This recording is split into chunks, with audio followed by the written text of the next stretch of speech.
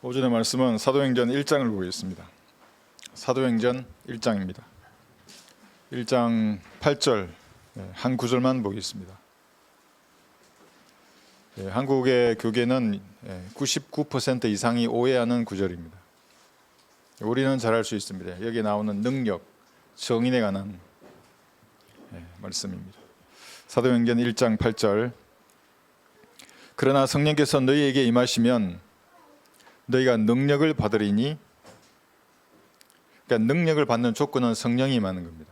성령을 받으면 능력을 받습니다. 그러면 예루살렘과 유대와 사마리아와 땅끝까지 이르러 내게 증인이 되리라고 하시니라.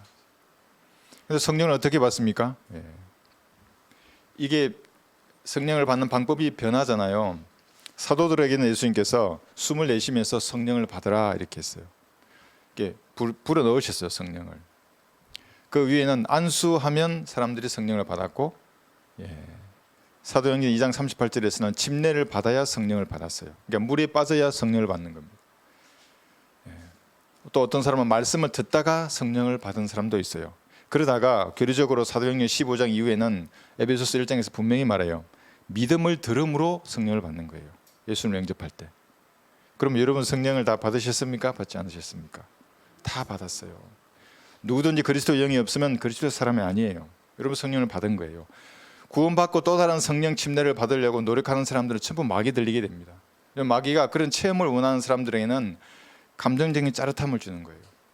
여러분 진짜 성경에 나와 있는 이 성령님을 다 받으셨어요. 그래서 그걸 받았다면 이제 정인으로 살라고 본문이 말하고 있는 거예요. 이 말씀, 이 본문을 가지고 정인의 삶을 살라라는 제목으로 말씀을 전하겠습니다. 세상에는 다양한 삶의 유형이 있습니다. 이런 사람 저런 사람 참 많이 있습니다. 군대 생활을 오래 하다 보면 사람의 종류가 별로 보이지 않아요. 매일 똑같은 사람을 본 거예요. 저는 27년간 똑같은 사람을 본 거예요. 전투복을 입고 사람이 똑같은 줄 안 거예요. 그러니까 군인이 그렇게 밖에 나오면 많이 속아요. 사람이 다 자기 같은 줄 알고. 군복 안에는 각기 다른 삶의 유형을 가진 사람들이 살아가고 있습니다. 그래서 직업에 따라서 삶을 분류하기도 합니다. 군인 그러면 사람이 아니에요. 군인하고 사람은 따로 세요. 숫자를 직업에 따라서 분류하기도 하고, 어떤 사람이 가치관이나 인격에 따라서 저 사람은 이런 삶의 유형을 사는 사람이구나 이렇게 구분하기도 합니다. 사람의 말을 유심히 들어보면 아는 겁니다. 이 사람은 이런 유형의 사람이구나. 우리는 달콤한 말을 하더라도 그대로 수용하지 않죠. 말씀에 따라서 판단해 보는 겁니다. 그 말씀을. 그리고 그 사람 이런 유형이구나 이렇게 알게 됩니다. 때론 말하지 않아도 표정이나 인상, 행실이 그 사람의 삶을 대변하기도 합니다. 그러니까 말하지 않아도 삶이 알려지는 겁니다. 돈이나 권력, 힘이 얼마나 강하고 많은지에 따라서 삶을 구분하기도 합니다. 이제 이런 것은 세상의 잣대이죠. 세상은 전부 보이는 것으로 삶을 판단하는 겁니다. 좋은 옷, 좋은 시계, 좋은 차, 집 이런 것들이죠. 그러니까 성경적으로 봤을 때 뭔가 이상한 사람일수록 외형이 화려한 겁니다. 그래서 성경에서는 속 사람을 꾸미라고 하는 겁니다. 너희는 머리를 닦거나 금으로 치장하지 말라고 하는 겁니다. 언변이 유창하기도 합니다. 금욕주의 속에 자신을 숨기기도 합니다. 그럼 하나님께서 인정하시는 삶이 되려면 어떻게 되겠습니까? 내 삶이 하나님께 인정을 받아야 된다. 어떻게 하면 되겠습니까? 계명을 지켜야 한다 그러면 예수님이 십자가에 달릴 이유가 없었습니다. 계명을 잘 지키라 하면 되잖아요. 그것도 10계명 중에서 의식배분 빼버리고 도덕분만 지키면 돼요. 그럼 예수님이 십자가에 달릴 이유가 없었던 겁니다. 뭐 뜨겁게 요즘 유행하는 불 받으면 하나님께서 그의 삶을 인정하시겠습니까? 그렇지 않아요. 불은 마귀가 쓰는 도구예요. 감정적인 뜨거움이잖아요. 감정으로 예수를 영접하는 게 아니에요. 그때만 뜨거운 겁니다. 그 감정은. 광란의 도가니가 되는 겁니다. 마귀의 불이 이렇게 불받으라 하는 그 현장에는 전부 다 뛰고 넘어지고 대르르 이렇게 구르고 입에 거품을 울고 그런 현상들이 나오는 겁니다. 마귀의 파티장입니다. 그런 것들. 사회적인 업적이나 학문적인 진보를 이루면 그 유명한 논문을 쓰면 하나님께서 인정해 주겠습니까? 그의 삶을? 결코 그렇지 않습니다. 자기네 죄의 문제가 해결되지 않으면 하나님은 그의 삶을 인정하지 않습니다. 종교계의 거물이 되면 그의 삶을 인정하시겠습니까? 그렇지 않습니다. 거룩 하신 하나님께서는 그런 것을 인정하지 않습니다. 갈보리 십자가에 설리신 예수님의 피로 자신의 죄가 용서된 사실을 믿어야 하는 겁니다. 아는 것으로는 불가능합니다. 우리 집 앞에 그 장로교회가 있어요. 그 사모라는 분이 나와가지고 나한테 전도지를 주는 거예요. 보니까 복음이 없어요. 그래서 내가 왜 전도지에 복음이 없는 거예요? 교회 홍보는 왜 하는 겁니까? 한마디 했어요. 그랬더니만 이제 몇 개월을 지나서 그 앞에 또 권사가 서 있습니다. 권사분에게 제가 구원 받았냐 그러니까 구원 받았대요. 어떻게 구원 받냐니까 십자가에서 다 이루었다고. 그래서 침례교인이 된 거예요. 그래서 내가 그런데 예성론은 창세전에 예성이 된 사람이 구원을 받는데 장로교 다니면서 어떻게 구원을 확신하세요? 그러니까 입이 닫히는 거예요. 그게 만인 구원론을 알고 있는 거예요. 그렇게 피 흘렸기 때문에 다 구원받았다. 그렇지 않아요. 내가 믿어야 구원받는 거예요. 그때야 비로소 죄인이 하나님께 알려지는 겁니다. 그리고 그의 삶도 그리스도의 심판석에서 인정받을 수 있는 길이 열리는 겁니다. 길이 열립니다. 그때서 하나님의 자비와 긍휼은 과거 갈보리 십자가에서 이미 나타났습니다. 누구든지 예수님을 구주로 믿으면 하나님의 자비 아래서 쉼을 얻는 겁니다. 자비란 것은 마땅히 내가 받아야 할 죄의 삭스를 받지 않는 게 자비입니다. 그런데도 칼빈주의 목사들은 아직도 구수한 목소리로 하나님의 긍휼을 받아야 된다 이렇게 얘기하는 겁니다. 긍휼을 받은 사람만이 거듭나게 되고 거듭나야 예수님을 구주로 믿어지게 된다 이런 말을 하는 걸 제가 들었습니다. 마귀의 교리들입니다. 로마 가톨릭의 그러한 전통과 교리들을 답습하고 있는 겁니다. 개신교회라는 것이. 갈보리의 피를 마음으로 믿지 않고 머리로 아는 상태에서는 어떤 사람의 행위도 하나님께 받아들이지 않고 알려지지 않습니다. 어떤 유형의 삶도 하나님께서는 모두 지옥에 던지셔서 태우실 것입니다. 그래서 그런 것들을 비유로 들어서 지옥의 불쏘시개라고 하는 거예요. 뭐가 날 태워요? 내 삶이나 내 죄들이 나를 태우는 거예요. 이것이. 자신도 불타고 삶도 불에 타는 겁니다. 지상에서 화려했던 삶을 아무도 알아주지 않을 것입니다. 고통 속에서 몸부림칠 것입니다. 예수님의 피로 구원받고 부활과 영생의 소망을 가진 그리스도인은 정인으로 살아야 합니다. 여러분의 삶이 정인의 삶이어야 합니다. 그 이외의 삶은 세상에서 칭찬을 받을지라도 그리스도의 심판석에서는 하나님이 질문하실 것입니다. 왜 그런 삶을 살았는가? 여러분들은 해명하느라고 진땀을 흘려야 할 것입니다. 이렇게 질문하실 것입니다.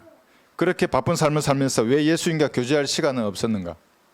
하루에 5분이나 10분이면 되는데 진지하게 기도하면 능력을 주셔서 약한 육신이라도 마귀의 세력을 쳐부술 수 있었는데 왜 기도하지 않았는가? 하나님 물으실 겁니다.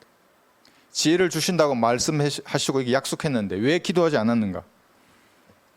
왜 죄를 자백하고 여러분의 필요를 간구하지 않았는가? 하나님 질문하실 것입니다. 하나님은 모든 지혜와 능력을 주시려고 준비하고 계십니다. 준비가 되셨습니다. 그러나 사람들은 받을 준비가 되지 않았습니다. 돈과 시간과 건강을 여러분에게 주시고 영원한 생명을 주셨는데 왜 여러분의 몸을 하나님께는 드리지 않았는지 물으실 것입니다. 그래서 구원받은 그리스도인이 첫 번째 해야 할 것이 헌신하는 겁니다. 몸을 하나님께 드리는 겁니다. 이게 목회자가 되라는 말이 아닙니다. 하나님 보시기에 여러분이 살아계실 때 살아있는 이 몸을 산제물로 드리는 겁니다. 하나님 앞에. 삶의 동기와 목적, 이유에 대한 예수님의 질문에 여러분께서 머리를 걱적이면서 쥐구멍이라도 찾지 않으려면 이 세상의 삶은 정인의 삶이어야 합니다. 첫 번째 정인, 순교자는 스데판이었습니다. 그리스도인의 첫 번째 순교자가 스데판입니다. 그의 이름이 면류관입니다. 스데판의 이름의 뜻도 증거하다란 말입니다. 정의란 말입니다. 증거했습니다. 자신의 생명으로 생명의 면류관을 받은 겁니다. 죽기까지 신실하라. 그래야만 내가 내게 생명의 면류관을 주리라. 이 말씀이 그대로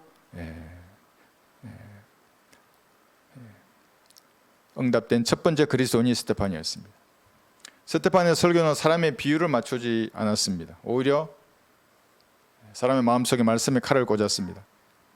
견책하고 책망하고 공고했습니다. 꾸짖었습니다. 성경적 설교입니다. 현대 교회는 찾아보기 어렵습니다. 이런 것들을. 얼마나 싫어했던지 이 설교를 듣는 사람들은 스데판을 죽여버렸습니다. 한번 들어보십시오. 너희 목이 곱고 마음과 귀에 할례를 받지 못한 사람들아, 너희 조상이 한 것과 같이 너희도 늘 성령을 거역하는도다. 선지자들 가운데서 너희 조상이 박해하지 아니한 사람이 어디 있었느냐? 또 그들은 의로우신 분의 오심에 관하여 미리 말한 그들을 죽였고 이제 너희는 그 의로우신 분을 배반한 자요 살인자가 되었으니 너희가 천사들을 통해 지시하신 율법을 바꿔서도 지키지 아니하였도다. 하니 그들의 이런 말을 듣고 마음이 상하여 그들을 향해 이를 갈더라. 이게 거리 설교의 본을 보이고 있는 겁니다. 증인이 어떻게 거리에서 외쳐야 하는지를 스데판이 본을 보이고 있습니다. 죄인이 반응을 해야 하는 겁니다. 형제들이 거리에서 외칠 때는 이를 갈거나 열받아서 슬리퍼를 던지거나 돌멩이를 던지거나 주먹이 날아오거나 무엇이든지 반응이 와야 하는 겁니다. 그냥 지나가면서 저 아줌마 아저씨들 또 종교행사 하는구나 이렇게 여기에서는 안 됩니다. 죄인들의 마음에 울림을 줘서 반응이 나와야 합니다. 예수를 영접하든지 아니면 이를 갈든지 둘 중에 하나여야 합니다. 이것이 정인이 거리에서 설교하는 것입니다. 그런데 실제로 스데판에게는 돌이 날아왔습니다. 묻어버렸습니다. 그를. 설교자는 어떤 자세로 거리에서 외쳐야 하는지를 여기서 말하고 있는 것입니다. 오늘 아침에 형제들이 많이 왔죠. 형제들의 막중한 책임에 대해서 제가 잠깐 얘기했습니다. 이런 자세여야 합니다. 형제들. 성장하면 이런 자세로 거리에서 외치는 겁니다. 그럼 하나님께서 그의 삶을 보장해 주십니다. 그리스도인의 삶입니다. 그것이. 유대인들은 돌로 쳐서 정인의 입을 닫게 했습니다. 사실 그대로 하나님의 말씀을 전파하는 것이 듣기 싫은 겁니다. 죄인들은. 그래서 귀머거리 독설하고 하지 않습니까? 귀가 없어요. 죄인들은. 말씀을 들으려고 하지 않는 겁니다. 자기 귀를 없애든지 그 말하는 입술을 없애든지 없애서 말씀을 듣지 않으려고 하는 겁니다. 스데판은 사람의 가려운 귀를 긁지 않았습니다. 귀나 간질거리면서 야 병이 나았다, 마귀가 떠났다 이런 헛소리를 하면서 자기의 카리스마를 자랑하지 않았습니다. 거짓 사도의 표적으로 돈을 벌려고도 하지 않았습니다. 다만 사실 그대로 하나님의 말씀을 전했습니다. 앞에 돌을 던 유대인들이 있는데도 잘 알았습니다. 스데판은. 왜냐하면 그 당시는 돌로 쳐 죽였기 때문에. 율법을 위반한 사람들은. 자신을 돌로 쳐서 죽이려는 유대인들 앞에 스데판은 어디서 용기가 생겨서 하나님의 말씀을 전할 수 있었겠습니까? 죽음 앞에서도 비굴하지 않고 말씀을 외칠 용기는 육신적인 힘이 아니라 본문에 기록된 성령의 능력을 받았기 때문에 그렇습니다. 그러나 성령께서 너희에게 임하시면 너희가 능력을 받으리니 그러면 예루살렘과 유대와 사마리아와 땅끝까지 이르러 내게 증인이 되리라고 하시니라. 제일 먼저 예루살렘에 전하잖아요. 전통적인 유대인들에게. 그 다음에 유대에 전하고 유대인들에게. 그 다음에 반유대인들 사마리아와 땅끝까지 가는 거예요. 여러분들도 마찬가지입니다. 제일 먼저 사랑하는 가족들에게 전하고 친척들에게 전하고 친구들에게 여러분 도시와 국내와 국외에 은혜의 복음을 전하는 증인으로 삶을 살아야 합니다. 한꺼번에 그러나 그 지역에 다 갈 수 없기 때문에 여러분이 하나님의 피로 사신 지역 교회에 소속이 되어서 이 증인의 사역에 동참하는 겁니다. 그러니까 여러분이 증인입니다. 스데판이 받은 성령을 여러분도 다 받으셨습니다. 미국의 영어와 한글로 된 부채 600여 장을 보냈습니다. 글에 번역하고 또 디자인을 하고 택배를 발송하고 기도하고 물질로 후원하는 손길이 있었기 때문에 가능한 일입니다. 강성한 지역 교회의 일원이 되어서 이런 일을 함께 하는 것입니다. 그래서 여러분이 증인입니다. 우리 교회를 은혜의 복음을 전파하는 도구로 사용하셔서 14개 외국어로 된 은혜의 복음 전도지를 번역하게 하셔서 전파하게 했습니다. 그 중에서 13개는 유튜브에 지금도 있습니다. 국내에서는 올여름 3만여 장의 부처 전도지 중에서 2만 5천여 장을 돌렸습니다. 이렇게 적은 인원으로 어떻게 이런 일들이 가능하겠습니까? 성령의 능력으로 증인들이 일하기 때문에 그렇습니다. 올해 1월부터 지난주까지 7,500명이 넘는 인원을 우리가 구령했습니다. 이렇게 적은 인원으로 어떻게 이런 일이 가능하겠습니까? 성령의 능력으로 증인들이 일하기 때문에 가능한 일입니다. 유튜브에서 다양한 영상으로 이 나라의 성경적 신앙이 무엇인지를 알리고 있습니다. 여러분 다 보고 계시죠? 예, 한번 보십시오. 목소리도 다 얼마나 좋습니까?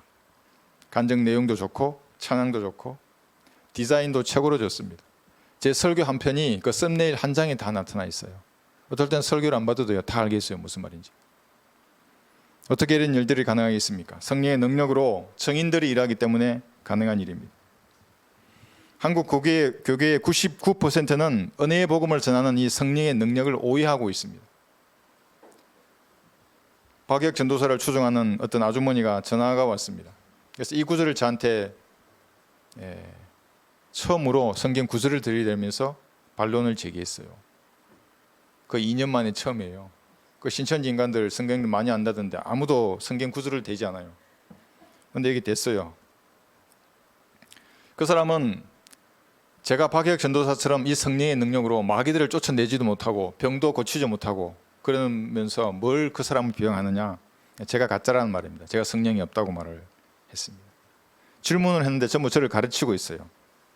물론 그 사람과 저는 다른 영을 가지고 있습니다. 그 사람은 성경의 권위를 낮추어요. 성경의 문장을 하나님의 말씀으로 믿지 않아요. 또 다른 말씀을 기다리는 거예요. 그게 성경에서 말하는 또 다른 영이에요. 마태복음 10장의 치유는 우리가 여러 번 성경 공부를 통해서 공부했습니다. 예수님이 이 땅을 통치할 왕으로서 의 표적이에요. 내가 메시아다 하는 거예요. 그 메시아의 표적이 뭐냐? 죽은 자를 살리시는 거예요. 문둥병자를 고치세요. 마귀들을 쫓아내는 거예요. 그 표적을 보이신 거예요. 사도들도 마찬가지고. 이 복음은 우리가 지금 전하는 은혜의 복음과 완전히 달라요. 이방인들의 길로도 가지 말고 또 사마리아인의 성읍에도 들어가지 말라 그래요. 이 표적을 행하면서 사도행전 8장의 그 능력으로 병을 고치는 이 복음은 다른 나라에 전하면 안 돼요. 그런데 한국 사람, 한국 전도사가 왜 표적을 행하는 거예요? 왜 치유의 표적을 하는 거예요? 마태복음 10장에. 그러니까 이게 비성경적인 거예요. 여기부터. 다만 이스라엘 집에 잃어버린 양에게로 가라 그래요. 한국도 미국도 동남아다 아니에요. 동남아. 그 사람들 보니까 동남아도 가고 아프리카로도 가더라고요. 그래서 귀신 쫓아낸다고 막 이렇게 하더라고요. 다 비성경적이에요, 이게. 성경 문장을 그 사람들은 공부하지 않는 겁니다. 가서 전할 때 천국이 가까이 왔다고 말하고, 여러분도 이렇게 말하면 저주받아요. 뭐라 합니까 우리는? 예수님의 피로 당신의 죄가 용서되었다고. 예수님 죽으시고 그래서 부활하셨다고. 끝났다고 이제. 더 이상 죄를 위해서 할 수 있는 행위가 없다고. 늦었다고 이미. 2000년 전에 끝났다고 행위는. 당신이 그 사실을 믿으면 된다고 이 말을 전하는 겁니다. 그러나 마태복음 10장에서는 십자가도 없고 대속이나 구속, 거듭남이 없어요. 예수님의 피도 없어요. 여기는. 교회 시대에 이런 복음을 전하는 자는 저주를 받아서 지옥에 갈 것을 사도 바울은 갈라디아서 1장에서 경고하는 겁니다. 이걸 모르는 겁니다. 한국의 교계는. 그러니까 그런 얼뜨기 같은 사기꾼의 말을 하나님의 말씀으로 믿는 겁니다. 마태복음 10장의 시점은 아직 왕이신 예수님이 갈보리 십자가에 매달려 있어 거부되기 전이었습니다. 왕국이 거부되기 전이었다고요. 그래서 그 왕국의 메시아로서 표적을 행했던 것입니다. 그래서 이스라엘에게만 전파되었습니다. 다른 곳에는 가지 말라고 했잖아요. 그 이방인 여자가 예수님께 물었잖아요. 자녀들에게 줄 것을 개들에게 주지 않는다 그랬어요. 예수님이. 그 여자가 겸손하니까 그 여자도 구원받은 거예요. 병든 자들을 고쳐주고 문둥병자들을 깨끗하게 하며 죽은 자들을 살리고 마귀들을 내어 쫓으라. 네가 값없이 받았으니 값없이 주라. 이게 마태 10장 8절입니다. 이것을 지금 교회 시대에 적용해서 자기가 실행한다 그러면 마귀의 종이 되는 겁니다. 문둥병자를 깨끗하게 하는 목사가 있습니까? 여러분 보셨습니까? 아무도 없어요. 박혁 전도사는 가능한 일입니까? 그렇다면 즉시 소록도로 가야 되는 겁니다. 그 아픈 사람들의 눈물을 닦아줘야죠. 왜 거기 가 있어요? 왜 그 동남아나 아프리카는 왜 가는 거예요? 죽은 자들을 살리는 목사가 있습니까? 여러분 보셨습니까? 박혁 전도사는 그게 가능한 겁니까? 살린다면 병원 영안실부터 가야죠. 가서 그 울고 있는 사람들의 눈물을 닦아줘야죠. 양심이 있다면 가야죠. 아무도 안 가요. 영안실 가는 목사를 보셨습니까? 죽은 자 살리려고? 아무도 없습니다. 왕국 복음을 전하는 치유의 표적이 아니기 때문에 그렇습니다. 그러나 대환란 때 왕국 복음을 전할 때 이런 표적은 다시 시행될 겁니다. 이제 곧 예수님이 재림하실 거라고, 지상 재림. 그때는 이 표적을 행해지는 겁니다. 천국 복음을 전하는 사람들에게 있어. 지금은 2000년이 지났습니다. 마태복음 10장 이후로 병고치고 마귀를 쫓아내는 표적을 행한다는 자는 마귀 들린 사람들입니다. 그들을 따르는 사람들도 은혜의 복음을 믿는 믿음을 행사하지 못하게 되어버리는 거예요. 눈으로 보는 것만 따라가기 때문에. 보는 것하고 믿음은 완전히 다른 거예요. 보는 것에 길들여지면 우리가 아무리 갈보리 십자가를 제시해도 믿지 않으려고 하는 거예요. 계속 보려고 그러고. 그리스도인이 마귀를 쫓아낼 때, 구령할 때입니다. 여러분이 죄와 심판과 벌의 능력을 지내서 이 사람이 예수님을 구주로 영접하잖아요. 즉시 대대로 전해 내려오던 마귀의 저주가 끊어져요. 여기서 제가 마귀의 영은 전이 된다고 말씀드렸습니다. 할아버지가 믿었던 그 믿음의 영, 아버지, 아들에게 전이 되는 거예요. 할아버지가 무당이면 보세요. 자자손손 무당이에요. 구원받지 않는 한. 누군가는 전이 돼요. 손자, 손녀에게까지. 감리교회 목사 요한 웨슬레가 있습니다. 3대째 목사였어요. 그의 자서전을 보면 10년 동안이나 구원받지 않은 채 목회했어요. 그럼 10년 동안 뭐 했어요? 마귀의 자식이었어요. 그런데도 강단에 서는 거예요. 강단에 설 뿐만 아니라 미국 인디언들에게 복음을 전파하러까지 간 거예요. 그러다가 그 대상 배 위에서 우리 같은 구령자들이 풍랑 속에서도 죽음을 두려워하지 않는 그 신앙을 보고 간 거예요. 나에게 뭐가 문제가 있는가. 그리고 다시 돌아와서 구원받아요. 유기성 목사의 예수 동행 일지, 24시간 예수님을 바라보기, 이런 것들로 사람을 현혹하지 말아야 되는 겁니다. 그런 것으로는 아무도 구원받을 수 없어요. 거듭날 수 없고. 그 사람 먼저 구원받아야 하는 겁니다. 구원받은 다음에 말씀을 공부함으로써 성경적 신앙을 뿌리 내릴 때에, 그때에 비로소 마귀적 요소가 사라지는 겁니다. 구원받아도 그대로 남아있어요. 그게 하나씩 없애야 되고요. 요새를 파괴하고 또 새로 요새를 구축하는 긴 작전입니다. 이것이 마귀적인 습관, 가치관, 사고체계를 말씀으로 하나씩 다시 세워야 하는 겁니다. 쉬운 게 아닙니다. 이것이. 그래야만이 성령의 능력이 드러나는 겁니다. 다 똑같은 성령의 능력을 받았는데 왜 어떤 사람은 드러나고 어떤 사람은 드러나지 못하는 겁니까? 이 긴 작전입니다. 이게 잘 해야 되는 겁니다. 제가 중대장 시절에 진지공사를 해요. 그럼 여러 개 중대가 경쟁하듯이 하지 않습니까? 저도 어떤 한 산을 맡았어요. 이 산은 전시에 예비군 부대가 동원돼서 쓸 진지예요. 평시에는 예비군이 없으니까 현역이 가서 이제 산에 진지를 파는 거예요. 가수 높이의 호를 수 킬로 파야 돼요. 막 경쟁을 하잖아요. 일주일간. 저는 항상 하루 먼저 했어요. 돌은 고참 중상사들 알아서 해라. 강으로 나가라. 너희들이 알아서 돌을 찾아서 알아서 가져와라. 오전에 2대, 오후에 2대만 가져와. 나머지는 너희들이 시간이야. 싼논조 이렇게 딱 임무를 분담해주고 항상 먼저 끝났어요. 그걸 끝나고 나면 막걸리 파티를 해줬어요. 먹으라고. 고된 작업이죠. 그 산속에 길이 어디 있어요? 물이 어디 있고. 근데 열심히 했어요. 정말로. 고된 작업이지만 다른 중대보다 항상 아주 가기 좋고 다 견학 와요. 끝나고 나면. 견학 오면 우리는 막걸리 먹고 있어. 열심히 했어요. 그렇게. 긴 작업이에요. 맨 땅을 파고 돌로 각을 잡아서 밑은 돌이어야 해요. 그래야 배수가 되기 때문에 그 위에는 흙을 쌓는 거예요. 그 높이가 있고 각도가 다 있어요. 거기. 그런 작업을 해야 하는 겁니다. 구원받았으면 말씀으로 땅을 파고 석축을 쌓고 밑에 흙을 쌓는 작업이 필요한 겁니다. 마태복음 10장의 왕국복음은 예수님의 죽음으로 거부된 겁니다. 사도행전 7장에서 또다시 거부되었습니다. 그러니까 유대인의 왕이 유대인들에게 2번 거부된 겁니다. 그럼 어떤 다른 경륜이 시작되는 겁니다. 그때 더 이상 하나님은 유대인을 다루지 않는 겁니다. 그래서 사도 바울을 하나님이 부르신 겁니다. 그럼 뭐 하셨습니까? 은혜의 복음을 맡기신 겁니다. 표적이 없어요. 더 이상 은혜의 복음에는. 복음의 대상이 다른 겁니다. 마태복음 10장에서는 이스라엘에게만 전했던 거예요. 사도 바울에게는 모든 민족에게 땅끝까지 전하라 그런 거예요. 땅끝이라는 게 또 지구가 팽팽하다는 그 얘기 아닙니다. 지평선만 봐도 알잖아요. 그게 땅끝이잖아요. 지평선. 수평선도 있고 내용도 다릅니다. 마태복음 10장에 치유의 표적을 전할 때 그 복음은 예수님이 이 땅을 통치한다는 거예요. 통치자예요, 예수님이. 그런 천국이 가까이 왔다고 말했어요. 그런데 우리가 전하는 은혜의 복음은 뭡니까? 예수님의 죽으심과 부활로 죄가 용서되었다는 말을 하는 거예요. 완전히 달라요. 이게 하늘과 땅 차이예요. 하늘과 지옥의 차이예요. 이것은 시기도 다릅니다. 마태복음 10장의 복음은 초림 때 전해졌죠. 대화혼란 때 다시 왕국을 눈앞에 두고 전해질 거예요. 지금 우리가 전하는 복음은 교회 시대에 전하는 복음인 겁니다. 휴거 전 오직 교회 시대에만 전하는 겁니다. 은혜의 복음은 완전히 달라요. 이게 방법도 다릅니다. 마태복음 10장에 그런 치유나 죽은 자를 살리는 그 복음은 회개에 합당한 열매를 맺어야 돼요. 복음을 믿었어요. 이제 내가 천국 복음을 믿겠다.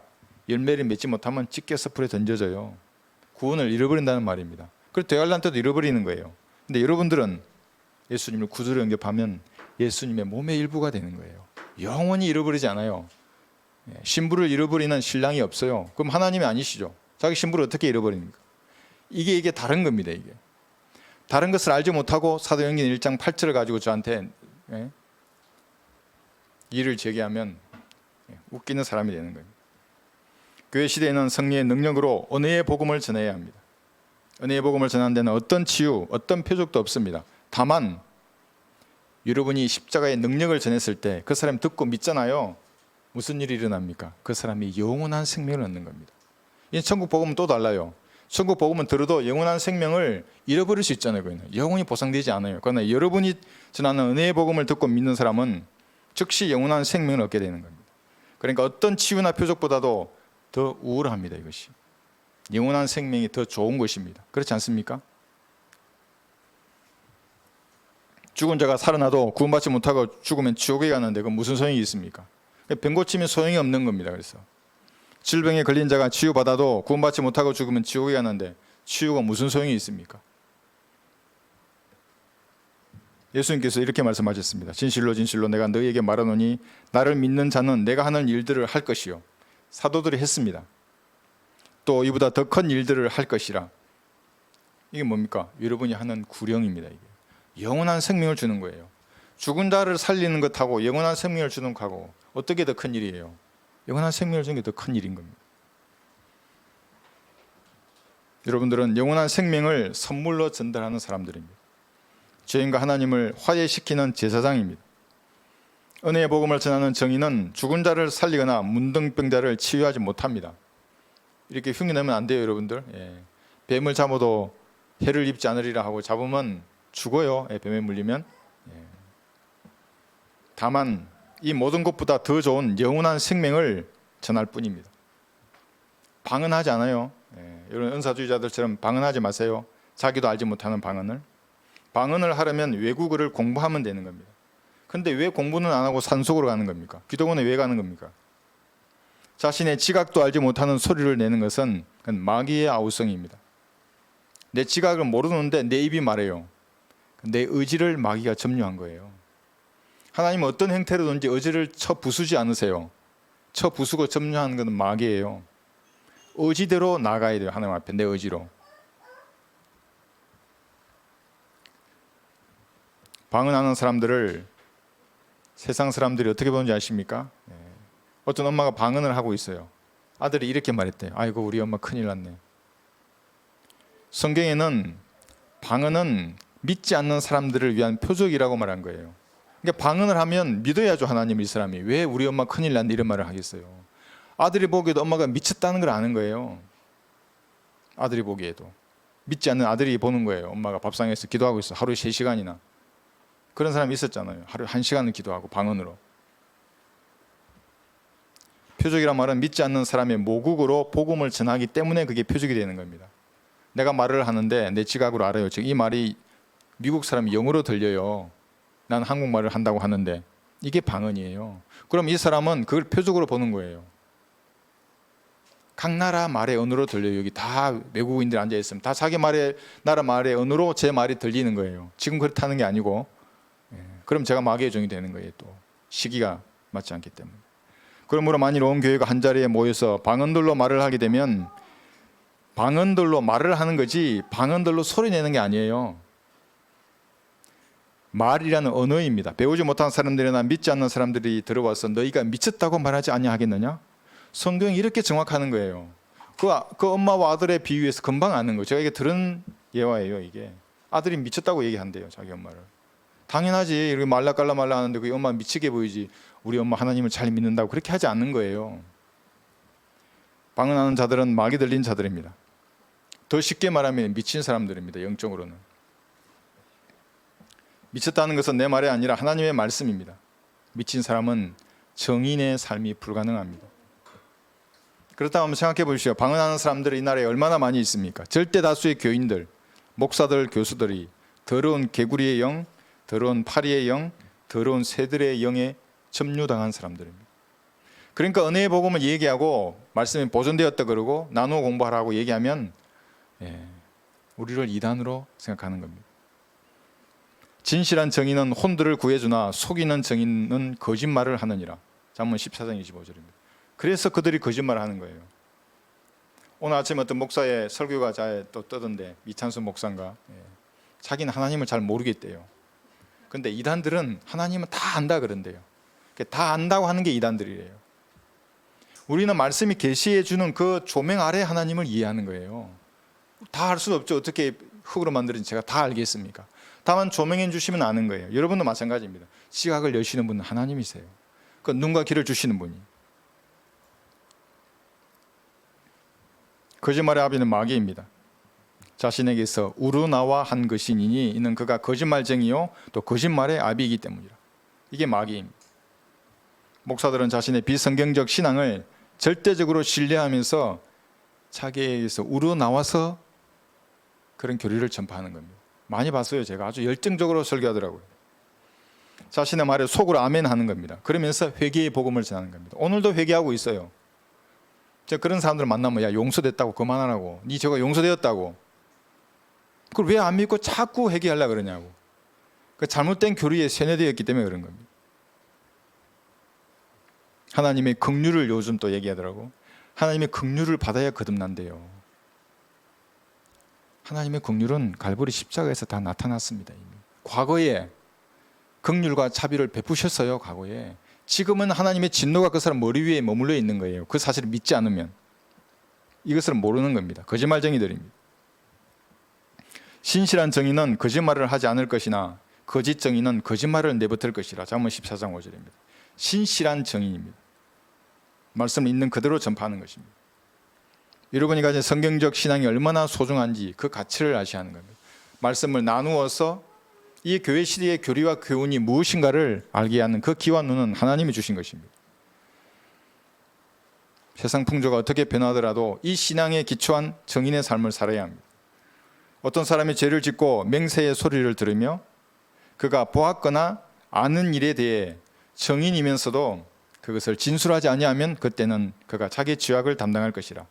레위기 5장 1절입니다. 정인인데 보았어요. 내가. 그 갈릴리에서 오신 예수님이잖아요. 보았어요. 내가. 십자가에 못 박힌 손과 발을 보았어요. 믿음의 눈으로 본 겁니다. 환상을 본 게 아니라. 그런데 말하지 아니하면, 진술하지 아니하면 자기 죄악을 담당할 것입니다. 그리스도는 갈보리에서 일어난 일을 믿음으로 보고 들은 사람입니다. 더 선명한 겁니다. 이것이 내 눈으로 직접 본 것도 믿을 수 없어요. 귀로 들은 것도 마찬가지예요. 확신할 수 없는 거예요. 그러나 믿음으로 보면 더 정확하게 그 못자국 난 손과 발을 볼 수 있는 겁니다. 그래서 여러분은 예수님을 알고 있습니다. 아는 겁니다. 아는 것입니다 그랬잖아요. 영생은 모른다고 하면 여러분이 구원받은 사람이 아닙니다. 이제는 너희가 하나님을 알았고 오히려 하나님께 알려졌다고 성경은 말하고 있습니다. 갈라디아서 4장 9절입니다. 여러분은 갈보리 십자가에 높이 매달리신 예수님을 보지 못했습니까? 못자국 난 손을 아직 만지지 못했습니까? 혹시 보고 만지고서도 예수님의 죽으심과 부활을 잊어버린 것은 아닙니까? 마귀의 세력이 거짓 정언을 세워 불법으로 예수님을 살해한 그새 정인이 여러분들입니다. 거짓 정인들을 세웠잖아요. 예수님을 고소할 때에 불법적인 재판을 했고 그것의 정인이 여러분들입니다.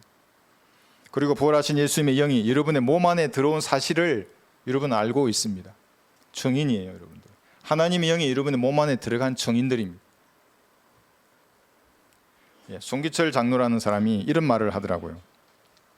40일만 예수님이 자신과 동행했으면 좋겠다. 이 40일은 무슨 말이냐면 부활하신 예수님이 40일간 제자들에게 이제 가르쳐 주셨잖아요. 여러 가지 나타나시기도 하고 성경도 가르쳐 주세요. 사도 바울에게도 40일 동안 가르쳐 주세요. 자기도 40일간 동행했으면 좋겠다. 많아요. 수만 명이 그때서 밑에 아멘하고 난리 났어요. 그러나 그리스도인들은 예수님을 영접할 때 그때 들어온 거예요. 예수님이 안에 계세요. 뭔 40일이에요. 40일 하면 이제 그럼 41일째 되면 예수님이 없어지는 거예요? 그건 대환란 성도예요. 구원받지 못한. 그러나 그럴듯하게 말을 하는 거예요. 아주 구수하게. 이 사실을 자기 안에 계신 예수님을 알지 못하는 사람은 성령이 없는 사람입니다.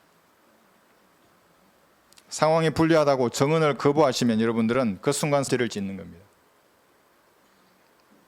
내가 복음을 전할지라도 내게 자랑할 것이 없으니 이는 내가 부득불해야 할 일이기 때문이라. 만일 내가 복음을 전하지 아니하면 정녕 내게 화가 있으리라. 고전 9장 16절입니다. 왜냐하면 성령님과 싸우는 거예요. 이게 전하라 싸우는 거예요. 핑계를 대잖아요. 지금 빨리 가서 이 일을 해야 되는데 아이고 머리도 깎아야 되고 지금 전 항상 머리 깎을 때 복음 전할 상황이 생겨요. 시간은 정해져 있는데 이거 빨리 안 가면 또 줄 서야 되는데 보통 이제 전도지를 주고 마는데 가능한 한 속에서 뭔가 있을 때 말하는 겁니다. 하나님께서 구원받기 원하는 사람을 여러분 눈앞에 보게 할 때는 그런 강박관념을 주세요. 저는 여러 번 알았어요. 복음을 전하라고 그러고 아예 탁 핑계대면 전하라고 되는지 안 되는지 보라고 이렇게도 하셨어요. 그러면 어떨 때 말씀하시면 그럼 아파트를 한 바퀴 돌고 올 때까지 있으면 내가 전하겠다고 돌고 오면 꼭 기다리고 있어요. 가만히 빨리 무슨 말이든 해보세요 이런 표정이에요. 전하면 그대로 받아들이는 거예요. 바울은 스테반처럼 신실한 정인이었습니다. 주님께서 사명을 주셨기 때문에 자기는 부득불 복음을 전해야 했습니다. 여러분도 마찬가지입니다. 다 사명을 가지신 분이에요. 그 신천지 아줌마들이 자기가 사명자라고 목에 힘주고 얘기하잖아요. 사명자 아니에요. 성령을 받아야 사명자지. 이만희의 영을 받으면 사명자가 아니에요. 마귀의 종이지. 성령을 받아야지. 모든 사람에게 복음을 빛을 진 자로 여겼습니다. 이런 사람은 자신을 정인으로 세운 주인의 마음을 시원하게 하는 사람입니다. 신실한 사자는 그를 보낸 자들에게 마치 추수 때의 차가운 눈과 같아서 주인들의 혼을 시원하게 하느니라. 잠언 25장 13절입니다. 은혜의 복음이 울려 퍼질 때에 예수님은 마음이 시원하신 겁니다. 그것도 인간이 잘 알아듣게 비유를 들었어요. 취수할 때 얼마나 더워요. 서늘한 거예요. 그게. 차가운 거예요. 다른 거 섞지 말고 천국 복음 조금 섞고 영원한 복음도 섞고 이렇게 해서 복음 이상한 복음으로 말하지 말고 정확하게 죄와 지옥과 심판과 벌의 능력을 말하는 그것이 예수님의 마음을 시원하게 하는 겁니다. 이러한 정인의 삶을 여러분도 살아야 하는 겁니다. 사도들은 담대하게 정인임을 고백했습니다. 사도행전 2장에서 이렇게 말씀하고 있습니다. 31절에 보시면 그가 미리 앞을 내다봄으로 그리스도의 부활에 관하여 말한 것은 주의 혼이 지옥에 버려지지 아니하였으며 주의 육신도 썩어짐을 보지 아니하였다는 것이라. 이 예수를 하나님께서 살리셨으니 우리 모두가 그 일에 관한 증인이라. 여러분도 증인입니다. 예수님 죽었다가 살아나셨어요. 죄를 제거하신 거예요. 보라 세상 죄를 지어가는 하나님의 어린 양이에요. 이 일에 여러분이 증인인 겁니다. 사도행전 10장 39절에서도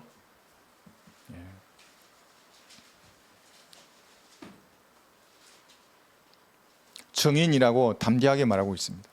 사도행전 10장 39절 우리는 그분이 유대인들의 땅과 예루살렘에서 행하신 모든 일의 증인이라. 여러분도 증인입니다. 사도행전 다시 3장 15절에 보시면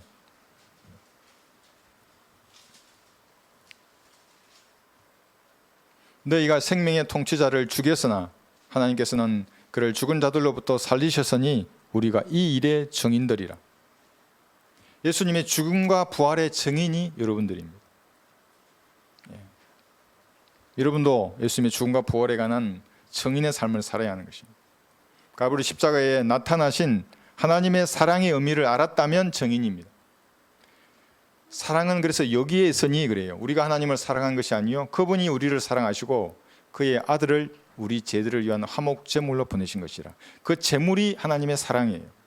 여러분 아셨습니까? 증인이에요. 사랑을 증거하는 사람들이에요. 그래서 뭐 박수치고 이런 거 아니에요. 막 웃으면서 이렇게 좋은 말하고 그런 게 아니에요.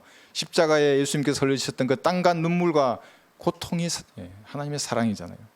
그것을 증인하는 증인들입니다. 예수님의 못자국 난 손, 발, 옆구리의 창자국이 자신의 죄 때문이라는 것을 믿었다면 여러분들은 증인입니다. 어떻게 하나님께서 벌레와 같은 사람을 위해서 십자가에 못 박힐 수 있단 말입니까? 웬일입니까? 웬 은혜입니까 이것이? 물 마시듯 죄를 짓고도 입을 닦는 사람들입니다. 나는 범죄하지 않았다고 말하는 사람들입니다. 제가 어제 중학생 얘기하는데 2명이에요. 여러분도 보면 알죠? 아, 얘는 구원받을 수 있겠구나. 얘는 고집쟁이구나. 고집쟁이는 그래요. 내가 왜 죄인이에요? 교회 다닌대요. 얘는 말이 탁 막혀요. 다 세상에 죄 안 짓는 사람 아무도 없다. 다 죄인이라는 게 탁 말이 막히는 거. 복음을 쭉 부채를 설명했어요. 얘는 그 말씀이 들어가는 게 보여요. 이렇게 쭉 뚫고 들어가요. 이제 말씀이. 기도하기 직전에 누군가 부르는 거예요. 저기서.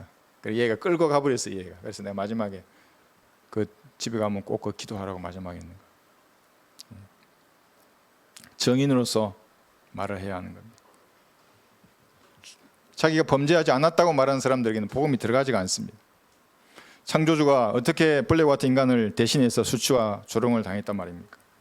이 질문 앞에 감사함으로 주님 앞에 무릎 꿇고 찬양을 들을 수 있다면 그 사람은 정인입니다. 하나님께서 세우신 종입니다. 정인이라 말은 하나님의 종이란 말이에요. 목사만 종이 아니에요. 야, 니는 종해라. 나는 내 마음대로 산다가 아니에요. 구원받으면 누구든지 종이고 그 사람이 정인이에요. 부활하신 예수님께서 40일간 제자들을 가르치신 후 다시 셋째 하늘로 올라가기 직전에 말씀이 본문의 말씀입니다. 이제 제자들은 이제 40일간 배웠잖아요. 하나님한테 배웠어요. 얼마나 잘 배웠겠어요. 이거 기록되어 있는 것 외에도 많은 질문을 했을 거예요. 아마 구약 성경에 있는 질문뿐만 아니라 앞으로 일어날 미래에 대해서도 다 예수님 말씀해 주셨을 것입니다. 이제 제자들은 성경적 지식 위에 확신을 가지고 마지막 질문을 하는 겁니다. 이것이 사도행전 1장 6절의 질문입니다. 한번 보십시오. 1장 6절의 질문이 어떤 것인가. 이것으로서 사도들의 수준을 여러분이 아는 거예요. 보세요. 그러므로 그들이 함께 모였을 때에 주께 물어 말씀드리기를 주여 이때에 이스라엘의 그 왕국을 회복하시겠나이까 라고 하니 주께서 그들에게 말씀하시기를 너희에게는 그때나 시기를 알게 하신 것이 아니요 아버지께서 자신의 권한에 두셨느니라. 이 왕국이 뭐예요? 솔로몬의 왕국과 같은 그런 왕국이에요. 천년 왕국. 예수님이 통치하시는 왕국을 말하는 거예요. 그 왕국에 대해서 질문을 했는데 만약 그것이 영적으로 이루어진다면 후천년주의자들처럼 칼빈주의나 저기 알미니안주의자들처럼 무천년주의나 후천년주의라면 예수님 야, 네 질문이 잘못돼서 말할 거 아니에요. 그 왕국은 영적으로 오는 거야 그랬을 거예요. 예수님 그렇게 하지 않았어요. 그리고 그때나 시기를 너희 알려고 하지 말고 성령의 능력을 받아서 정인으로 살아라 이렇게 말씀하신 것입니다. 이 1장 6절에 의하면 후천년주의자들이나 무천년주의자들의 영적인 목이 꺾여버리는 거예요. 죽어요 다. 그래서 정강훈 목사라는 사람도 천년 왕국을 입에 담는 겁니다. 살아나려고. 그리고 3조 원을 들여서 이 땅에 기독청을 짓는다고 하는 거예요. 이게 반성경적인 거예요. 천년 왕국이 오면 예수님께서 성전을 세우실 텐데 기독청을 왜 세우는 거예요 이 땅에. 그리고 자기 아들을 독생자라고 불렀어요. 믿을 놈은 내 아들 독생자밖에 없어 이렇게 얘기한 걸 제가 들었어요. 유튜브에 있어요. 지금도. 독생자는 only son이 아니에요. 외아들이 아니라 only begotten son이에요. 하나님께서 육신으로 나타나신 유일한 분이에요. 이게 독생자라는 거예요. 자기 아들을 하나님이라고 하고 있어요 지금. 그런데도 무지한 성도들이 다 따라가는 거예요. 그 사람. 반성경적입니다. 그 발상 자체도 그렇고 독생자라는 용어를 어디에 쓸지를 모르는 겁니다.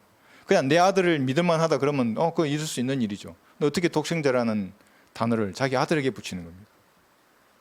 비판하는 목사들도 별로 없어요. 다 수용하고 있어요. 예수님의 재림으로 문자적이고 정치적인 왕국이 이 땅에 설 겁니다. 정치적이라는 말의 의미가 우리 지금 이런 정권이 선다는 거예요. 예수님의 정권이 예루살렘에 설 거예요. 그 땅에. 그것이 천국입니다. 예수님은 그저 영적인 왕국이 세워질 것이라고 말하지 않았습니다. 너희 마음속에 왕국이 있다 이런 말 하지 않았어요. 그건 하나님의 나라고 이 땅에 왕국이 서는 겁니다. 제자들의 질문이 틀렸다고 하지 않으시고 아직은 때와 시기가 아니다. 너희들은 성령의 능력으로 다만 증인된 삶을 살아라 하는 겁니다. 그래 놓고 제자들은 자신의 생명을 걸고 정인의 삶의 임무를 다 수행하려고 했어요. 스데반이 첫 번째 순교자였고, 이것은 사도들뿐만이 아닙니다. 구원받을 때 성령을 받은 모든 그리스도인들은 신실한 정인으로 살아야 합니다. 주가 말하노라 너희는 나의 정인들이요 내가 택한 나의 종이니 이는 너희가 나를 알고 나를 믿고 내가 그인 것을 알게 하려는 것이라. 이사야 43장 10절입니다. 택한 종이고 여러분 정인이십니다. 그래서 정인은 담대하게 하나님의 말씀을 전파할 수 있습니다. 왜냐하면 하나님께서 여러분 안에 계시면서 친히 정인의 삶을 인도하시기 때문에 그랬습니다. 여러분 구원 받았지 않습니까? 이런 필요와 생각을 하나님께 알려지게 하는 거예요. 인도해 주세요. 하나님께서. 여러분 하나님께서 반드시 보상하는 분이심에 대한 확신을 가지고 기도하는 거예요. 내 기도를 들으시고 보상하시는 분이에요. 악인도 보상하시고. 그런데 사람이 무서워서, 환경이 무서워서 믿음대로 정인의 삶을 살지 못한다는 것은 안타까운 일입니다. 삶이 무섭고 질병과 가난이 무섭고 세상 사람들로부터 왕따 되는 것이 무서워서 성경적 정인이 되지 못한다고 하나님 앞에 변명을 한다면 그것이 하나님 앞에는 어떻게 들릴 것 같습니까? 하나님은 자신의 생명을 걸고 여러분을 구원하시고 정인의 임무를 맡기셨는데 우주의 창조주 앞에 하나님 무엇인가 두려워요 이렇게 말하면 하나님 뭐라고 답변하시겠습니까?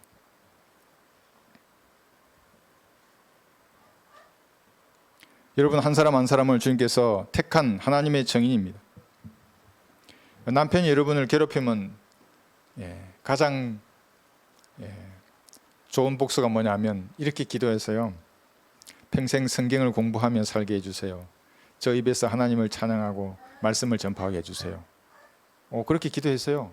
얼마나 좋아요. 여기 있잖아요. 여기. 그러니까 다른 생각하지 마세요. 누가 말하면 여러분 기도로 돌파할 수 있는 거예요. 그리스도인들은. 그 은혜의 보좌 앞에 나갔을 때 문 잠그고 하나님과 독대할 수 있어요. 교리적으로 여러분이 깨끗하잖아요. 도덕적으로 거리끼는 것이 좀 자백하고 버리면 돼요. 즉시. 예수님 피로 씻으면 돼요. 그거는. 그러면 여러분 삶의 문제를 기도로 말씀드리는 겁니다. 일어나서 내 발로 서라. 내가 이 목적을 위하여 너에게 나타났음이니 내가 본국과 내가 너에게 나타나게 될 일에 대하여 너를 일꾼과 정인으로 삼고자 함이라. 사도행전 26장 15절입니다. 사도 바울에게는 빛으로 나타났잖아요. 예수님께서. 그죠? 저에게는 마음속 생각 가운데 질문을 던짐으로 나타나셨습니다. 전 참으로 외롭고 처량한 상태였습니다. 지붕 위에 비 맞은 참새와 같은 저였습니다. 찾아오셨어요. 예수님께서. 여러분에게는 어떻게 찾아오셨습니까? 다 그 감정을 다 가지고 계신 거예요. 다 달라요. 그 감정이. 누구든지 예수님께서 찾아오실 때 정직하게 반응하면 구원받는 거예요. 정직하게. 나는 죄인입니다. 나에게 자비를 베풀어 주십시오. 그러면 다 구원받아요. 갈보리의 피로.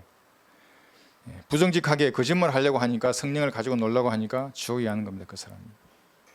여러분이 처음 갈보리에서 피 흘리신 예수님을 만난 것이 언제였습니까? 그분을 만났습니까? 만났다면 정인이 되어야 하는 겁니다. 믿음으로 본 겁니다. 여러분들은 이미. 그 못자국 난 손을 보았고 찬자국 난 옆구리를 본 겁니다. 못 박힌 팔을 본 겁니다.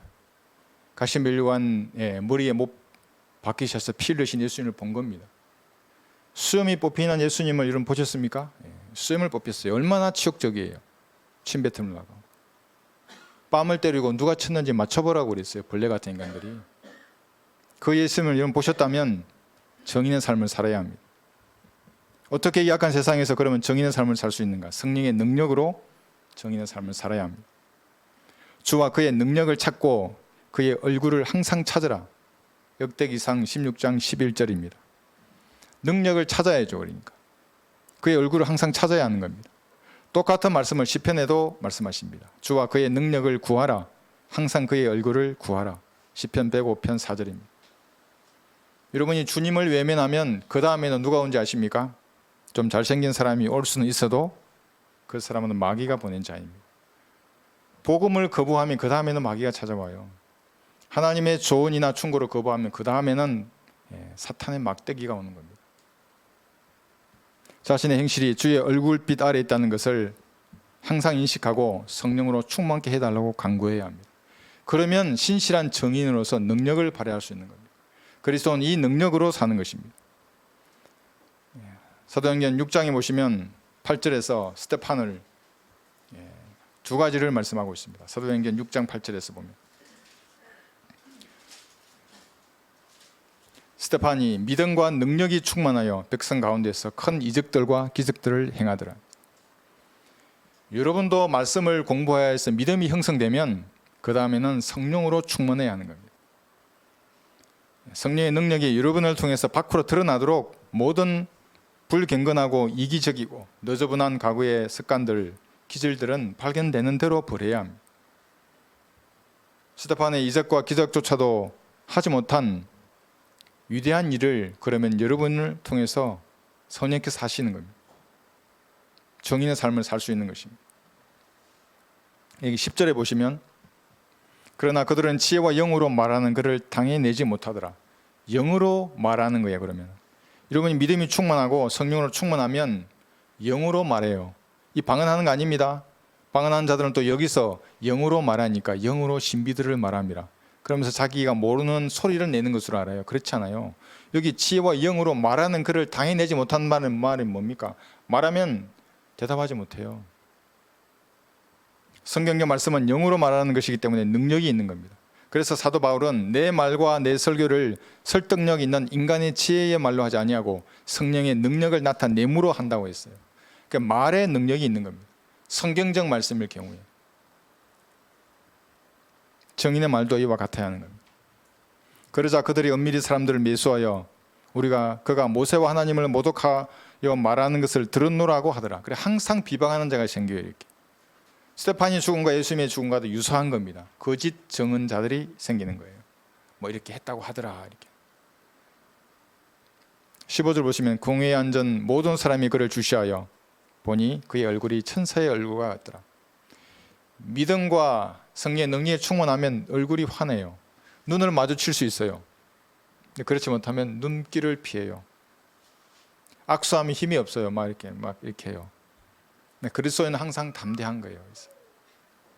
스데판의 얼굴에 이 빛은 출애굽기에 등장하는 모세의 피부에서 나는 빛입니다. 모세는 화장하지 않아도 얼굴에서 빛이 났어요. 스데판도. 제가 말씀드렸죠. 20대 때 가장 빛났어요. 지금 많이 빛이 감소했나? 20대 때는 정말 얼굴이 환했어요. 제 사진을 봐도 저도 놀라로.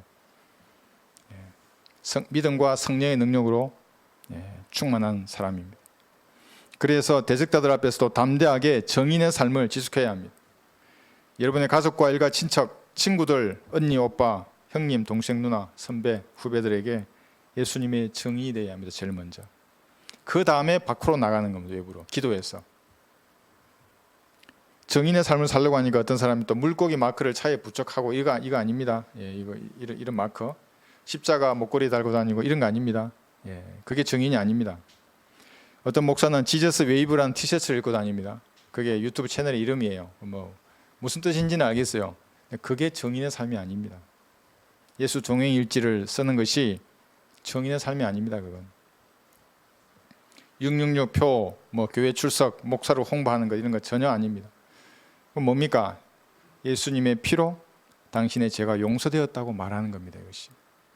그 전에 있죠. 죄와 심판과 지옥 말할 수 있죠. 결론적으로 이겁니다. 예수님의 피로 당신의 죄가 용서되었습니다. 이게 정인이 해야 할 말입니다.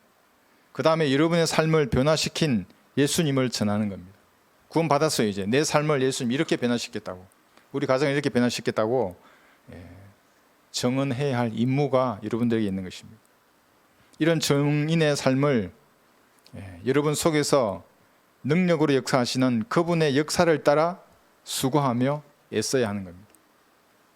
그러면 하나님께서 반드시 여러분에게 보상하실 것입니다. 기도하십시오. 유튜브로 예배에 참석하신 분들도 기도하십시오.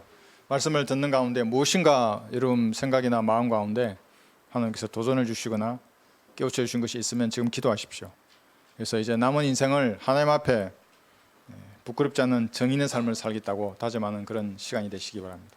기도하십시오.